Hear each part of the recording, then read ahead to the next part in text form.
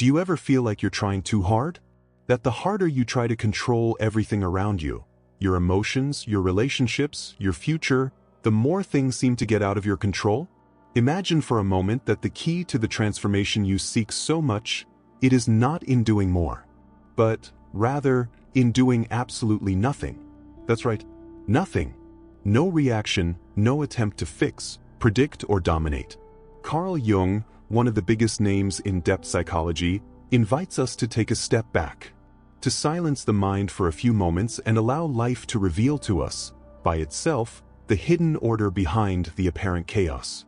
And before you think this is just another self-help cliché, take a deep breath, because what you're going to discover in this video can definitely change the way you deal with anxiety, challenges, and the constant feeling of being out of place. If you are interested in self-knowledge, inner transformation, and want to understand how the unconscious can guide your life with much more wisdom than your conscious mind ever could, subscribe to the channel now. Here, we dive together into deep, practical, and timeless reflections. Get ready, because in the next scenes, you'll understand why sometimes the best thing to do, it is simply doing nothing. And when you allow that, you'll start noticing something extraordinary happening. We live in an age where constant action is glorified. From an early age, we are conditioned to believe that success depends exclusively on our effort, our discipline, our ability to control every detail. The more we do, the more we are in control. Or so we believe. But Carl Jung saw the human soul differently. For him, there was an invisible, profound movement that took place within each of us, and that could not be forced or rushed. It was the unconscious operating in silence, reorganizing our experiences, healing wounds, revealing truths that our logical mind was not yet able to comprehend. It is precisely at this point that the idea of doing nothing arises. Not as an invitation to passivity, but as a call to surrender, a conscious pause, a space of non-interference so that what needs to emerge may finally come to light. When we try to control everything, we block that flow. We get stuck in repetitive patterns, in fear-driven decisions, in desperate attempts to solve problems that, deep down, require another approach, more sensitive, more intuitive, less rational. And that's exactly why, sometimes, the more we fight, the further we get away from the answer. Jung believed that there was a right time for everything within the psyche, a time for chaos to manifest and a time for it to reorganize. But that only happens when we stop interfering, when we accept stillness as part of the transformation process. It is in this state of non-action that the unconscious begins to express itself. Have you ever noticed how, many times, the best ideas come when you are distracted, taking a shower, or walking without thinking about anything? It's no coincidence. It is the unconscious taking advantage of silence to manifest itself. This silence, this pause, is sacred. And it doesn't mean giving up on life or leaving everything to chance. On the contrary, it means trusting. It means allowing deeper forces, which you may not yet understand, to begin to organize within you. A lot of people say, "I've tried everything and nothing worked."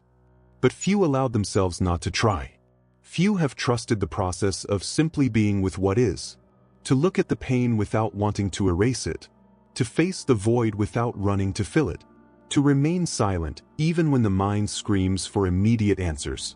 It is in this space between wanting and doing that true transformation takes place. The soul, as Jung said, does not respond to commands. She responds to presence, to listening, to the willingness to dive into the unknown without a map, without haste, without guarantees. This is the beginning of something bigger, a new way of existing, a way of living in tune with life, and not in opposition to it. And when you start allowing that flow, no resistance, no judgment, no rush, something surprising happens. The pieces begin, little by little, to fall into place.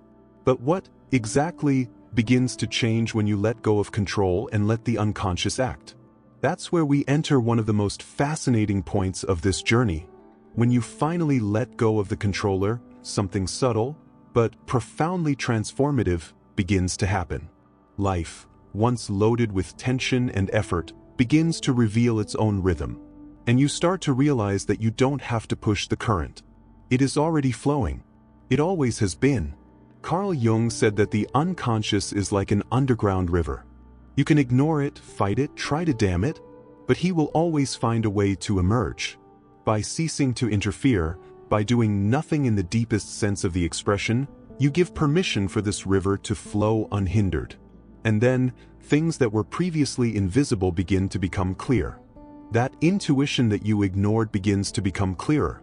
That decision that seemed impossible to make begins to reveal itself.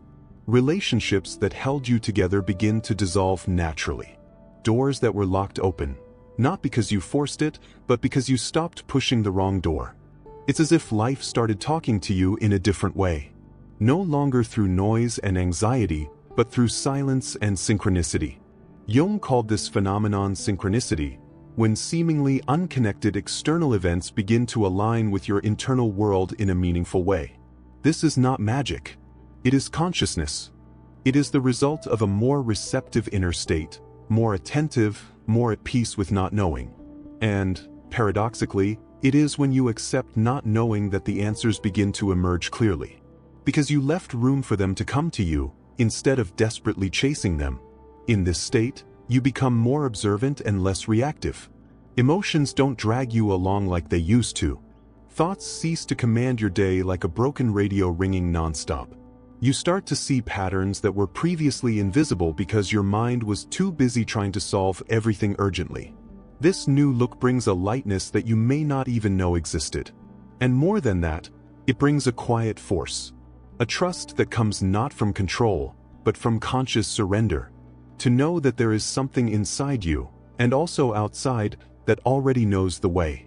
That already has the answers. That he just needed you to shut up a little to be able to speak. But there is something even more powerful in this process. When you allow yourself this state of presence and listening, you begin to reconnect with parts of yourself that had been forgotten. Parts that you have repressed, that you have considered weak, inappropriate, or even dangerous. Jung called this integrating the shadow, welcoming what is in the dark, not to get rid of it, but to become whole. And that's when it all starts to make sense. Chaos becomes a lesson. Pain turns into potency. Doubt gives way to clarity.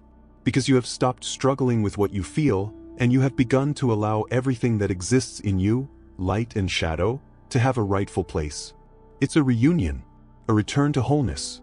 A moment when you are no longer trying to be someone, but simply being who you already are, more authentically, lighter, more deeply.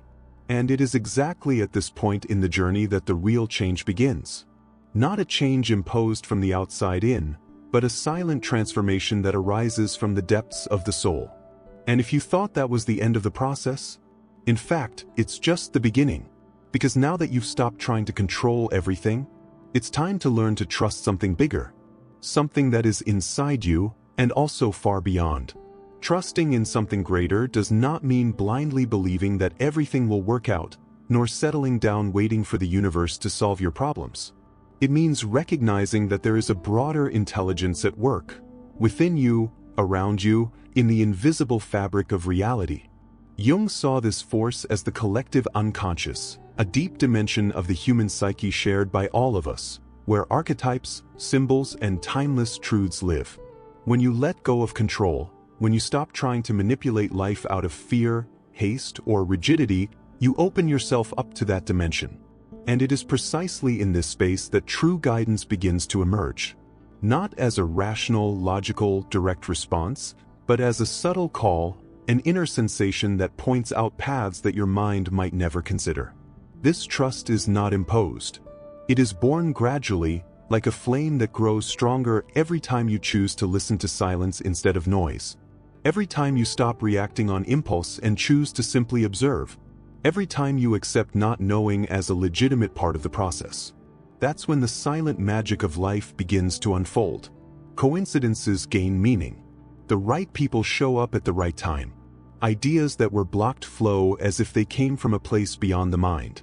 And you begin to realize that what seemed confusing and disconnected, I was just waiting for you to align yourself internally so you could organize yourself externally. It's not that everything suddenly becomes easy or perfect, but there is a new kind of order. An order that was not created by effort, but revealed by surrender. To trust, in this context, is to live with openness. It's accepting that you don't have to have all the answers right now. It is understanding that some things need to ripen in the dark before they bloom in the light of day. That there is wisdom in the time of silence, and that often life is protecting you from something that you cannot yet understand. But of course the ego resists. He wants guarantees. He wants control. He wants absolute certainty. And it is exactly at this point that many give up on the inner journey, because trusting seems dangerous. It seems inefficient. It seems too vulnerable. And indeed, trusting is an act of courage. It is the moment when you stop using the mind as a shield and start allowing the heart, intuition, and soul to have a voice. It's the moment you say, I don't know where this is going to take me, but I'm willing to walk anyway. Not because you've given up, but because you're willing to live something truer, deeper, more aligned with who you really are. This kind of trust does not come from outside. It does not come from books, gurus, or ready-made formulas. It comes from direct experience. It comes from silence. It comes from the practice of observing what happens when you simply, stop running. Stop looking for immediate answers. Stop blaming yourself for not being where you think you should be. Breathe. Allow. It is in this space that the unconscious finds passage. That what was fragmented begins to come together. That meaning begins to emerge, not because you forced it, but because you left space for it to emerge. And when you begin to live in this way, more attentive, more present, more confident, a subtle change happens. You stop living in a state of urgency and begin to live in a state of presence. You exit survival mode and enter creation mode. That's when you start to realize something extraordinary. Everything you were looking for outside was already inside. It was only covered by anxiety, by haste, by layers of thought that never stopped. Now you begin to see more clearly, to feel more truthfully, to move with more purpose. And little by little, everything that once seemed chaotic begins to reorganize itself with elegance. The pieces of your life begin to fall into place, not because you forced them, but because you allowed them to reveal themselves. But there is still a deeper layer to this process. Because trusting isn't just about waiting in peace, it's also about learning to listen to what the unconscious is trying to tell you. And that's exactly what we're going to talk about next. Listening to the unconscious is one of the most subtle and most transformative acts you can do. Unlike the conscious mind, which expresses itself in a linear, direct, and often noisy way, the unconscious speaks through images, sensations, symbols, and emotions. He doesn't scream. He whispers. And so it requires silence, listening, and a real willingness to turn inward. Carl Jung understood the power of symbols like no one else. For him, dreams, creative impulses, repetitive behaviors, and even physical symptoms carry important messages from the unconscious. Nothing is by chance. Everything has a meaning, even if, at first glance, it seems absurd, disconnected, or irrational. But what does it mean, in practice, to listen to these messages? It means starting to pay attention, not in an anxious way, as if trying to decipher an enigma in a hurry, but with curiosity and surrender. When you have a remarkable dream, for example, instead of dismissing it as something in your head, you start to ask, what does it want to show me? It's not about literal interpretation. It's about symbolism. A dream about water, for example, can represent deep emotions. A fire may point to a pent-up anger or a process of inner purification. An animal can represent an instinct or an energy that you need to integrate. These images are like maps. They don't give away the destination, but they show you where you can start walking. And it's not just dreams that speak. The repetitive patterns in your life, the relationships that end the same way, the conflicts that repeat themselves, the emotions you try to avoid, are all voices from the unconscious trying to be heard. The conscious mind wants quick answers, practical solutions. But the unconscious wants integration. He wants you to see what you're still denying. He wants you to welcome what was rejected. It wants you to understand that everything you try to control or repress, it is asking for attention, not punishment. In this sense, suffering is often a form of communication. When you feel constant anguish, for example, it may be a sign that there are parts of yourself suffocated, not recognized. When the body gets sick, it may be manifesting in old emotional tension, which has never found a channel of expression. Of course, this doesn't mean ignoring medicine or abandoning common sense. But it means complementing logic with symbolic listening. What does this want to show me? What am I refusing to see? Listening to the unconscious is also allowing it to express itself in art, in writing, in meditation, in the silences of everyday life. It is in this space of non-pressure that it flourishes. When you draw without intention, write without filter, walk without a destination, something emerges. An idea, an image, a memory, and then the real work begins, to welcome this without judgment. And perhaps the most important point, it's not about deciphering everything, as if there were a secret key that will solve your entire life. It's about relating to these messages, to create a deeper internal dialogue, to stop seeing the unconscious as something distant or strange, and start perceiving it as an essential part of who you are. Because deep down, he doesn't want to sabotage you. He wants to complete you.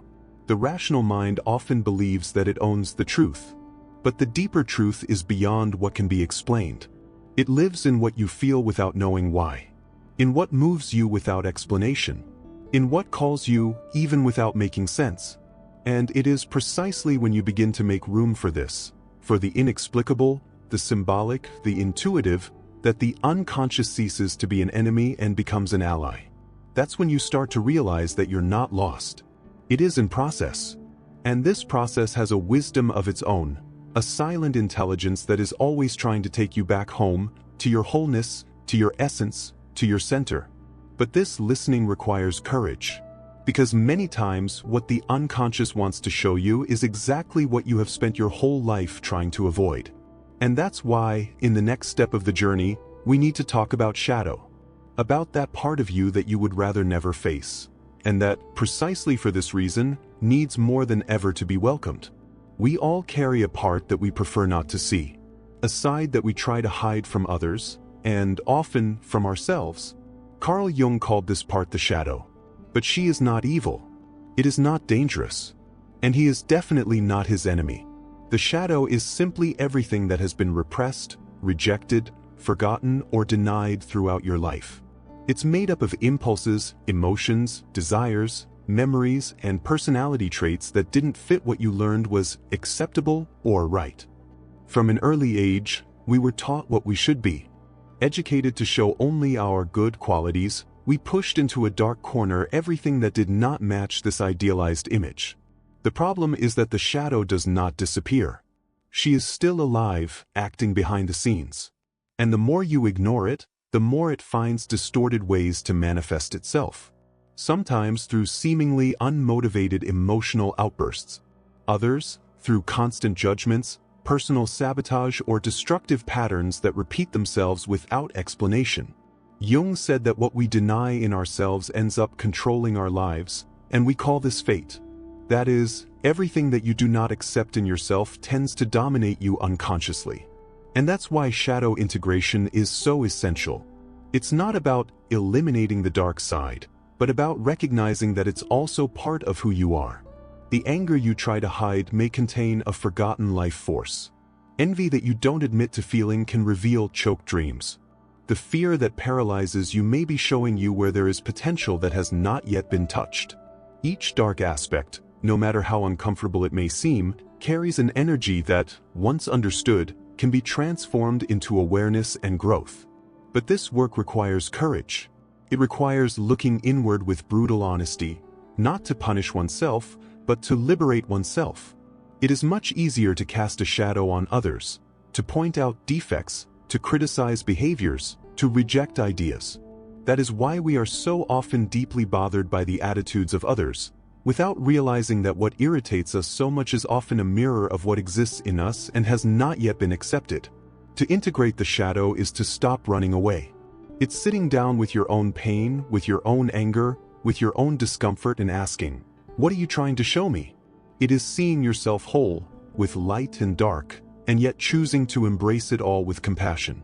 This does not mean justifying destructive attitudes, nor does it mean living hostage to the densest emotions. It means, rather, regaining the power you have given to what has been repressed. It means bringing light to what was hidden. Because when you integrate the shadow, it stops sabotaging you and starts strengthening you. The shadow contains forgotten treasures, creativity stifled, imprisoned vitality, legitimate desires that have been silenced. And when you start to recover those parts, you start to become whole. He stops living only a fragmented version of himself and starts to access more authentic, more powerful, freer layers. And you know what's most beautiful about all of this? It's just that by welcoming your own shadow, you start to welcome that of others as well. He becomes more empathetic, less judgmental, more human, because he understands that everyone is in process, that everyone has a hidden side, that no one is just light, nor does it need to be. This is the true inner work, to see all that you are and yet choose to walk with dignity, responsibility, and compassion. It is at this point that the journey begins to become real, no longer as a beautiful idea, but as a deep, concrete, and transformative experience. You no longer live to fit in. He no longer tries to please everyone. You no longer need to hide parts of yourself, because finally, it is becoming whole. And it is in this state of wholeness that life begins to reorganize itself in a surprising way. You act more authentically, make decisions more clearly. It attracts truer connections, because the external world begins to reflect the transformation that has taken place within you. Now, everything starts to make sense. All the pieces that seemed loose finally fit. And it is precisely at this moment, when you allow yourself to do nothing, listen to the unconscious, trust the invisible, and integrate your own shadow, that something extraordinary happens. But what exactly changes? How does life respond when you become whole? This is what we will see now in the final stretch of this journey. When you choose to do nothing, in the deep sense we've explored so far, you're not abandoning life. You're making room for life to actually happen. He is stopping fighting himself. The noise is ceasing to finally hear what is essential. And it is in this space of pause, surrender, and listening that everything begins to align. By silencing the ego, intuition awakens. By trusting the invisible, chaos begins to make sense.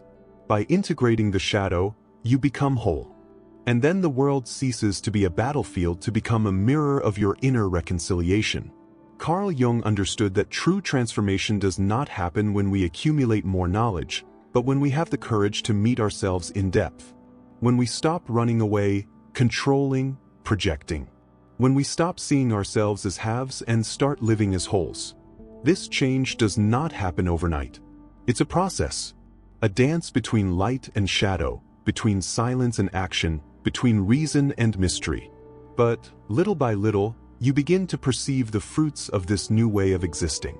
You become less reactive, more present, more aware. You begin to choose more clearly, not because you know everything, but because you feel what really makes sense. And the most interesting thing? Life answers.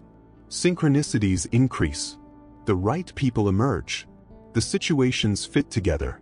Because the outer world reflects, as in a subtle mirror, the new inner vibration that you have come to cultivate. And what once seemed chaotic, disorderly, impossible, begins to transform before your eyes. It's not magic. It's about alignment. By making peace with yourself, you make peace with the world. By accepting what is, without denying or forcing it, you allow the new to come lightly. By stopping running, you finally get to where you've always wanted to be. Its totality is not in the distant future. She's here. It reveals itself when you let go of control, listen to the unconscious, embrace the shadow, and trust the process. Doing nothing, in the Jungian sense, is the most profound gesture of openness you can practice. It's letting go of the illusion of control, and in doing so, discovering a much greater freedom. The freedom to be who you are in its entirety. And that's where it all comes together. Not because you forced it, but because you finally allowed it. If this content touched you in any way, remember to subscribe to the channel, leave your like, and share it with someone who needs to hear this message. We are together on this journey of awareness, presence, and transformation. Until the next dive.